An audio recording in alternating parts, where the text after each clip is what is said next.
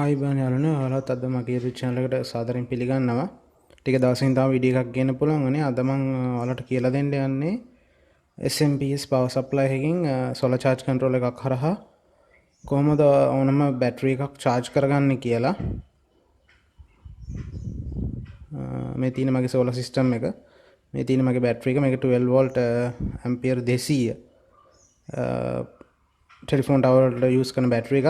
මම පැනල් වලිනුත් එන එක වෙනම charge controller එකකින් දීලා රෑට එහෙමත් මේ SMPS එක කරන්ට් එකට ගහලා තමයි ගන්න. මේක මගේ 12 volt 30 ampere SMPS power supply එක.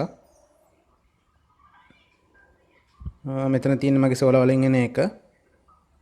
රෑට ඉතින් solar වලින් එන්නේ නැහනේ. දැන් මේ දවස්වල solar panels ගන්නත් බෑ. ගොඩාක් ලොකු ගණන්. ඒ හින්දා මේ විදිහට ඔයාලට පාවිච්චි කරන්න පුළුවන්. ඔයාලගේ system එකක් දුවා ගන්න. බැටරි එක charge කරගන්න. බැටරි එක dead නොවෙන්න දොදී. මොකද ඔයාලා අනිවාර්යෙන් 604 මොඩියුල් එකකින් charge කරනවා නම් මේ SMPS එකක් දාලා මම ඒකෙත් වීඩියෝ එකක් ඉස්සරහට ගේනවා. අනිවාර්යෙන් ඒකේ SMPS එකේ plus එක පැත්තෙන් diode එකක් දාන්න ඕනේ. ඔයගොල්ලෝ ගන්න SMPS එකේ ampere ගානට වඩා වැඩි ampere ගානක් තියෙන diode එකක්.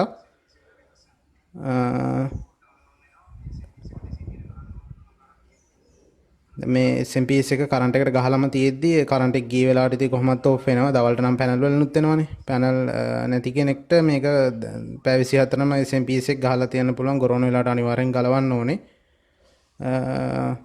පැනල් වලින් වෙන වැඩේම කරගන්න පුළුවන් ගොඩක් අඩු ගානකට අපිට. solar charge controller වලට දාද්දි මේ plus එකට diode දාන්න ඕනේ නැහැ. මොකද charge controller එක ඇතුලෙන් reverse යන්නේ නැති හින්දා. මෙන්න මේ මෙතන තියෙන preset එක අනිවාර්යෙන් උඩරෙම වැඩි කරලා තියෙන්න ඕනේ 14.2ට වැඩි වෙනවා. වෝල්ට් දෙකක් විතර 12 ඉඳලා 14.2ට වැඩි වෙනවා. ඒ 14.2ටම වැඩි කරලා තියෙන්න ඕනේ ඒක බැටරි එක charge කරන්න එකට ගහද්දි. එහෙම තමයි වැඩි කරලා තමයි charge controller එකට දෙන්න ඕනේ. ඔයාලට මෙතන මම පෙන්නන්නම්. දැන් 2.3 ampere ගන්නවා charge වෙන්න. මේකේ බැටරි ගොඩක් බහැපු වෙලාවට තමයි එයාට අවශ්‍ය කරන ඇම්පියර් ප්‍රමාණය අරගෙන එයා ඔටෝ charge වෙනවා. බැටරි එක ෆුල් වෙලා දැන් තියෙන්නේ. දැන් ගන්නේ 2.1ක් වගේ. 1.9ක් ඒ වගේ තියෙන්නේ.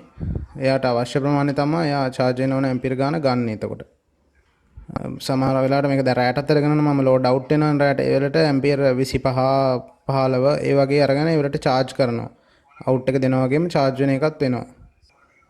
ඔයාලට ඔය බැටරි එක charge කරගන්න යන පැය ගාන බලන්න පුළුවන් online sites තියෙනවා. battery online charging calculator කියලා ගැහුවාම එනවා. ඒකේ ඔයාලගේ බැටරි එකේ ඇම්පියර් ගානයි ඔයාලා ගන්න හිතන් ඉන්නේ SMPS එකේ ඇම්පියර් ගානයි ගැහුවාම calculate වෙලා එනවා කොච්චර වෙලාවක් යනවද ඔයාලගේ බැටරි එක charge වෙන්න කියලා. ඒ විදිහට ඔයාලට හිතලා calculation එක කරලා ඔයාලා ගන්න SMPS එක ගන්න. ඒ වගේම solar charge controller එකෙත් ඒ ඇම්පියර් ගාන ඔයාලා බලලා ගන්න.